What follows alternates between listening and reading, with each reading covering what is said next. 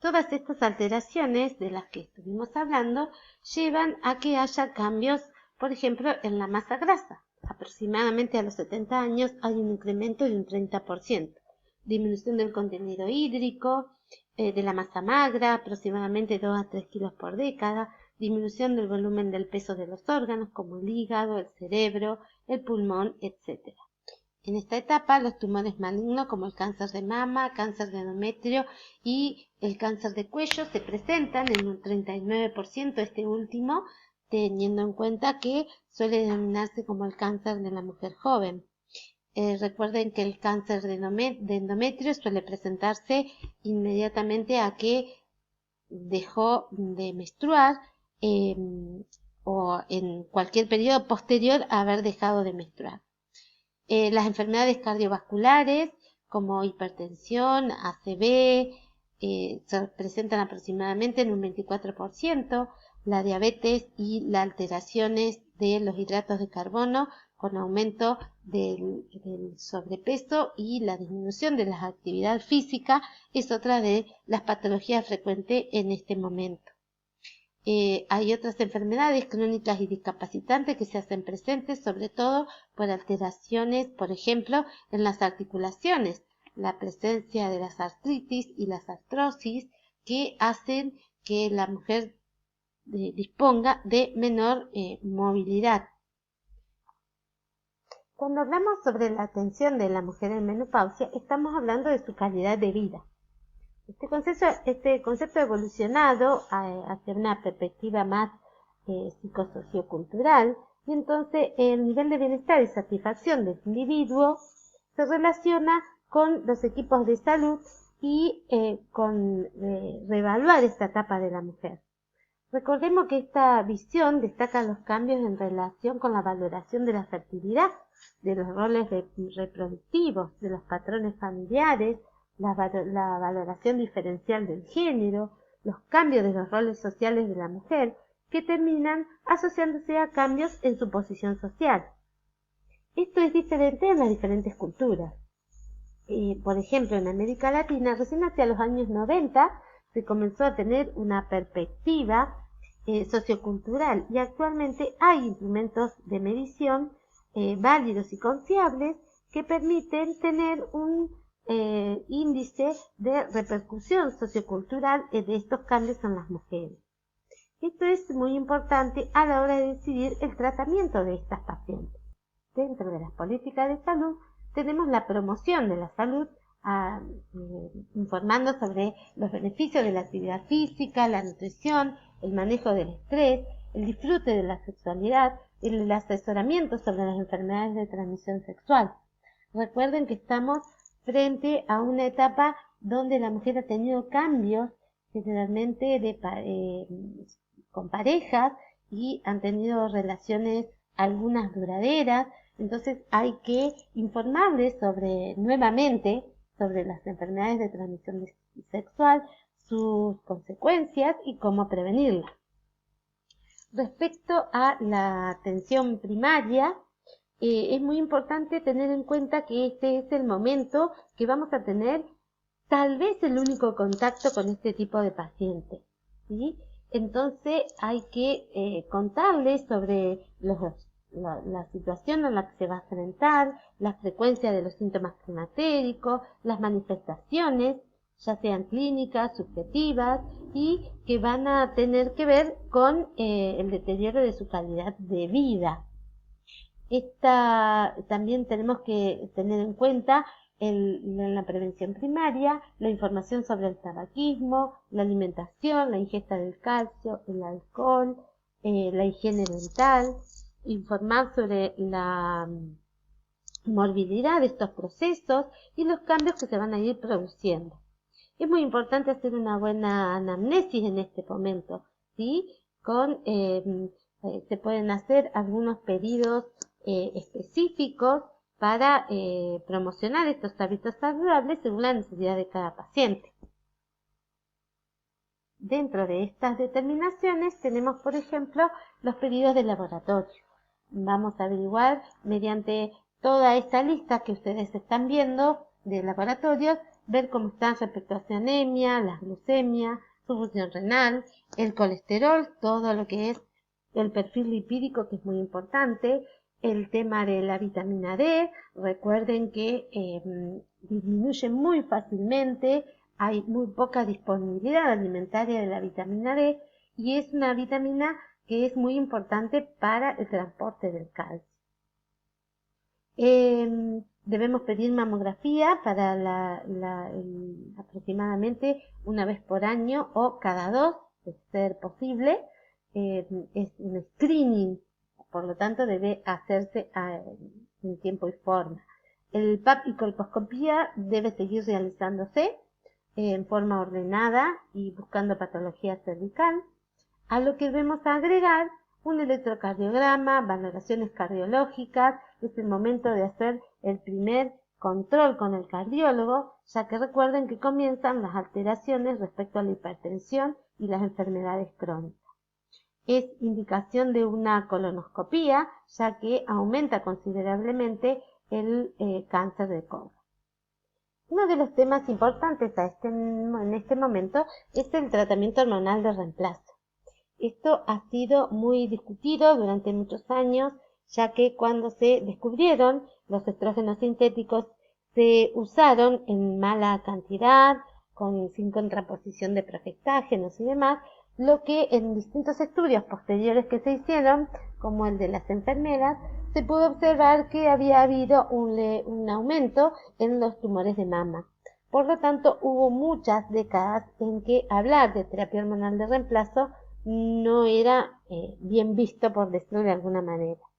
Sin embargo, nosotros sabemos que durante esta transición a la menopausia, la terapia hormonal brinda la oportunidad de prevenir y de proteger al organismo del impacto de esta declinación de las hormonas. Por supuesto, este tratamiento debe ser muy individualizado para cada paciente y debe, por supuesto, controlarse su efectividad. Las mujeres mayores suelen necesitar menores dosis que las más jóvenes, por ejemplo. Hay que evaluar siempre los riesgos y beneficios del mismo y teniendo en cuenta siempre la autorización de la paciente para decidir qué terapias vamos a usar. La guía de recomendaciones del comité de la IMS y de la NANS, que es la Asociación Americana de Menopausia, indica que en un comienzo la terapia hormonal debería ser con estrógeno progestágenos, ¿sí? Y solamente dejar los estrógenos para las pacientes que han sido histerectomizadas. Es muy importante la acción de estas hormonas para sobre todo mantener la masa ósea y mejorar la atrofia del tejido conectivo y epitelial. No está del todo confirmado el beneficio cardiovascular o neurológico que puedan tener los estrógenos. Como dije anteriormente, es muy importante informar sobre los riesgos y beneficios. Con respecto a esto, tenemos que tener en cuenta las contraindicaciones que tiene la terapia hormonal. Hay contraindicaciones que son absolutas, como es la hemorragia genital de origen desconocido, la endometriosis, pero solo para el uso de estrógenos solos, la trombosis venosa profunda y el antecedente de tromboembolismo pulmonar, las enfermedades hepáticas severas, cardíacas, ACV, enfermedades renales severas, el antecedente de carcinoma de mama, que actualmente está en revisión, las dislipidemias, la porfiria, los tumores estrógeno dependientes y el cáncer de ovario. En esta diapositiva pueden observar los fármacos que usamos más habitualmente. Entre ellos están los estrógenos y los progestágenos. Lo que más se suele usar en la actualidad es por lo menos aquí en Argentina, porque hay muchos de estos que no tenemos disponibilidad aquí, son el valerato de estradiol, que se usa mucho por vía oral a razón de 2 miligramos día, igual que el estradiol micronizado. También tenemos el estradiol tandérmico y los estrógenos conjugados equinos por vía oral 0,625. Existen también los vía percutáneo y los esterificados vía oral, pero no disponemos mayormente en la Argentina.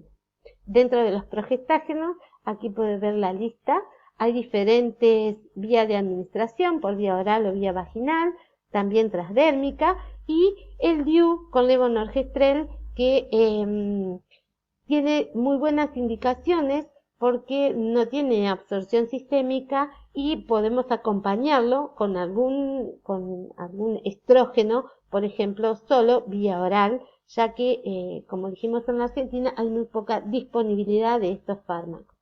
Dentro de los esquemas terapéuticos podemos tener en forma continua, uso continuo o secuenciales. Los continuos van a ser con ausencia de sangrado y los secuenciales con sangrado. Y también puede ser el uso de monohormonas o biohormonales. Otro tipo de fármacos que tenemos disponibles son los STER, que son los esteroides con selectividad tejido específico, cuyo mayor ejemplo es la tibolona. Se metaboliza en hígado y los metabolitos tienen actividad estrogénica. Y también tiene acción androgénica, ¿sí? Y progestacional. Actúan mayormente a nivel óseo, sistema nervioso central, vagina, sin estimular el endometrio, que es una de las consecuencias más importantes. La tibolona, que como dije es el que está más disponible en Argentina, tiene 4 características muy importantes para este momento, que es el tratamiento de los sofocos, mejora mucho el estado de ánimo de las pacientes, mejora la libido y la lubricación vaginal. Dentro de los SERM, que son no son ni agonistas ni antagonistas, son estructuras diversas, no esteroides, sintéticos, como por ejemplo el tamoxifeno y el raloxifeno. El tamoxifeno es un antiestrógeno que se lo suele utilizar en pacientes que tienen cáncer de mama para inhibir los receptores, y el raloxifeno que se utiliza para evitar la osteoporosis principalmente en el cáncer de mama. Todo lo que sea terapia hormonal de reemplazo tiene un tiempo de uso que en este momento las recomendaciones de la NAM es no más de 5 años. Y la forma de describirlo es como que es un vestido para la paciente. O sea, de lo largo que la paciente desea, el talle que la paciente tiene, el color que le viene bien y el tiempo que sea necesario usarlo. Eso es muy importante a tener en cuenta en todo lo que es terapia hormonal de reemplazo. También tenemos en la actualidad terapias no hormonales que están dirigidas a aquellas pacientes que no desean usar alguna terapia hormonal, porque en la actualidad todavía hay mucho miedo al uso de la palabra hormona. Y, por ejemplo, los fitoestrógenos son uno de ellos. Los fitoestrógenos, que son derivados son sustancias estrógenos símiles, que, como por ejemplo los derivados de la soja, tienen acción muy leve, pero con el uso frecuente se ha visto modificaciones de los síntomas, sobre todo los vasomotores. También hay psicofármacos que actúan por medio de vasodilatación y mejorando, por supuesto, la acción de la serotonina a nivel central, con lo cual mejoran todo el cuadro. Por ejemplo, uno de los más usados son la paroxetina, fluoxetina y venlafaxina. También son usados en situaciones en las que no podemos indicar terapia hormonal de reemplazo, como por ejemplo post-tumores estrógeno dependientes.